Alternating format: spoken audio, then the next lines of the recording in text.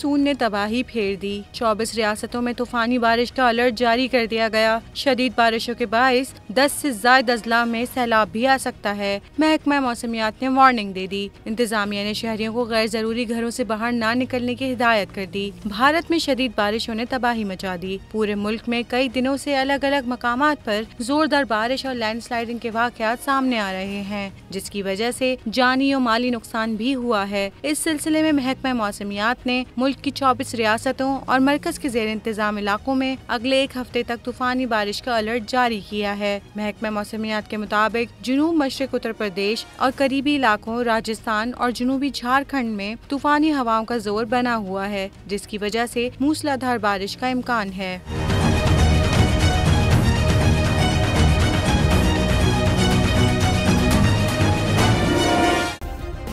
Subscribe करें और bell दबाएं ताकि कोई खबर रह न जाए।